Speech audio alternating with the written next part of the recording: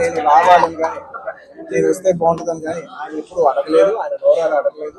నేనే ఆయన చెప్పాను, రవి నాకు ఇలా రావాలని అన్నా కూడా ఆయన యూట్యూబ్ బ్రదర్ మీకు ఇబ్బంది అవుతుంది అని ఆయన అన్నా కూడా ప్యూర్లీ నా కాల్.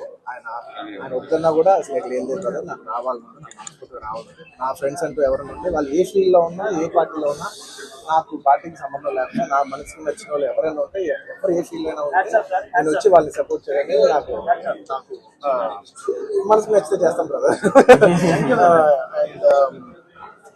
అండ్ ఆయన అస్సలు ఏం చెప్పాలంటే ఆయన అస్సలు ఏమాత్రం ఆయనకున్న సంస్కారానికి, ఆయనకున్న గౌరవానికి, ఆయనకున్న ఫ్రెండ్షిప్కి ఆయన ఏ రోజైనా నోరు చేసి అడుగుండొచ్చు. కానీ ఆయన అసలు ఎప్పుడు అడగలేదు. నేను ఆయన అడగలేదు కాబట్టి నాకు ఇంకా ఉంది. అరే ఆయన అసలు ఎవరైతే అడగలేదు, ఎంత క్లోజ్ ఫ్రెండ్ కూడా అడగలేదు, నేనే చేయాలని చెప్పి నాకు లోపల నుంచే ఆ ఫీలింగ్ అనిపించింది. నేనుగా వచ్చాను. ఆయన కొంచెం అక్కర్లేదు బ్రదర్ మీరు ఇబ్బంది పడతారన్నా కూడా పర్లేదు బ్రదర్ నేను వస్తాను, ఆయన సపోర్ట్ చేద్దామని వచ్చాను. ఎందుకంటే ఈ 5 ఏళ్ళలో మేము మామూలుగా చాలా మంది చూస్తుంటాం కదా, 5 ఏళ్ళు మామూలుగా ఏదో ఫస్ట్ లో కొంచెం కనబడి ఏదో లాస్ట్ లో ఒక సంవత్సరం ఒక 6 నెలలో సంవత్సరం తిరుగుదాం అనే ఒక మైండ్ సెట్ ఉన్నారు. కానీ రవి గారు అలా కాకుండా 4-5 ఏళ్ళు ఆయన మొత్తం ఆయన ప్రాణం, ఆయన మనసంతా కూడా ఆయన నియోజకవర్గం మీద ఉంటే నాకు అర్థమవుతుంది ఎంత అంటే ఒక కష్టపడి పనిచేసే పర్సన్కి అవతల పర్సన్ కష్టపడి నాకు తెలిసిపోతుంది. ఇంత సిన్సియర్గా చేసే మనిషికి 100% నేను నిజంగా నేను ఇంకెవరి గురించి నేను ఇంత గ్యారంటీగా చెప్పలేదు. ఈ వ్యక్తి ఇంత కష్టపడ్డారు నేను దగ్గర నుంచి కళ్ళారా చూశాను కాబట్టి నేను చెప్పలేదు. అలాంటి మా రవి గారు ఇలాంటి ఎన్నెన్నో విజయాలు సాధించాలని మనస్ఫూర్తిగా కోరుకుంటూ అండ్ అలాగే ప్రజలందరికీ మంచి జరగాలని కోరుకుంటూ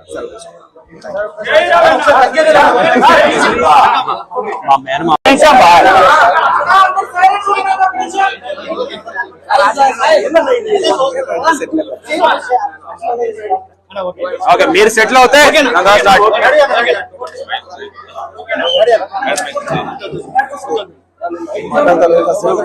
మాట్లాడా చెప్పేసి అందరికీ నమస్కారం అండి.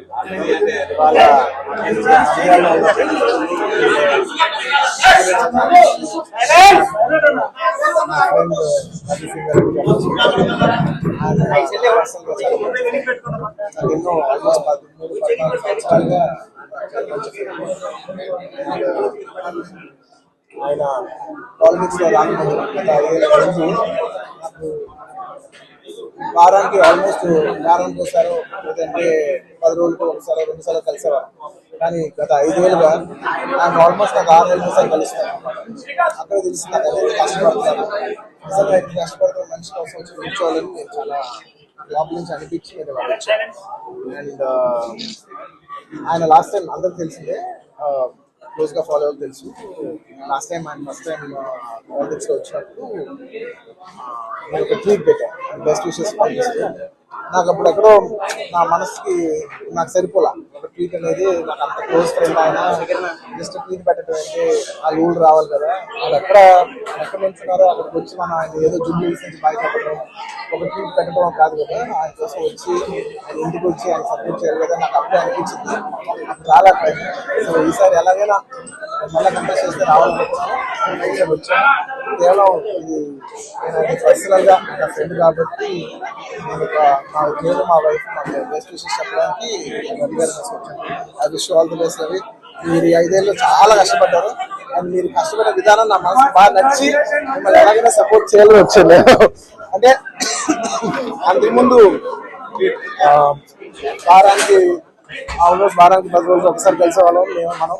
అలాంటిది మీరు 6 నెలలకు ఒకసారి కూడా కనపడలేదు. ఎప్పుడైనా ఒక ఊరు ఎప్పుడైనా ఒక సరదాగా వచ్చినా కూడా ఆయన ప్రాణంతో నంద్యాల నన్ను మొత్తం నంద్యాలతో నా రూమ్ లో తీసుకొచ్చాడు. ఎప్పుడు అదే మూడుకుంటాడు. సో అంత కష్టపడే మనిషికి ఖచ్చితంగా విజయం సాధించాలని నేను మనస్ఫూర్తిగా కోరుకుంటూ ఆయనకి పొలిటికల్ కెరియర్ లో ఎన్నెన్ని మెట్లునో అవన్నీ ఆయన అచీవ్ చేయాలని ఆయన అచీవ్ చేస్తే నేను చూసి పర్సనల్ భరిస్తాను. I wish you all the best. Thank you so much.